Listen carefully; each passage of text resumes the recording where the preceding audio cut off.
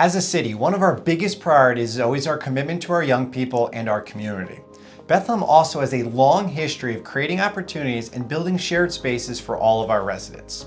With that in mind, we are excited to announce that we are launching a study today centered on the goal of building a new community center in South Bethlehem. The idea of a new community center in South Bethlehem has been discussed for years, and we are thrilled to be taking a huge step today towards making that idea become a reality. This will not be easy, but we are confident though because our city has always found ways to accomplish our goals. Let's take a look at some of the principles that will be key to our success. The South Bethlehem Community Center will be built from the ground up on both public and private partnerships. These partnerships will allow us to look into the ways that the center will be financially accessible to all of its residents while also being self-sustaining in its financial model. In order to meet the existing needs for recreational space, we will pursue a community-driven process that will include major stakeholders from our nonprofit sectors and our school district in order to make sure we are creating the desired and needed youth-focused recreation opportunities. This process will ensure that the South Bethlehem Community Center will have an inclusive and progressive design, mission, and usage, which will serve as a welcoming space for all residents. We imagine it to be a versatile space that can serve not just recreational purposes, but also health clinics and other community services. So how will we build an actual community center? We will have the first public meetings in the first quarter of 2023. As a community, we will start by determining what are the recreational and other areas where we need more in our city. The goal is not to create something that duplicates or replicates services already being offered. The goal is to complement and add to what already exists in our community.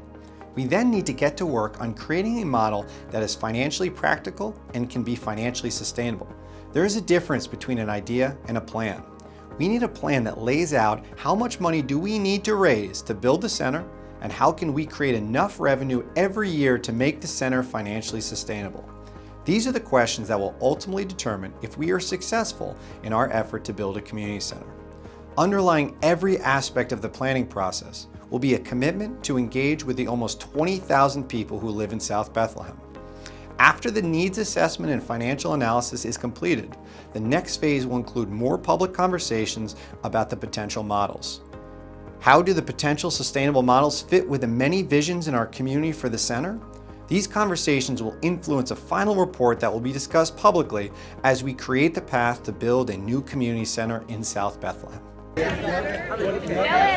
One of the things that makes this successful is when you look at the level of community support we have.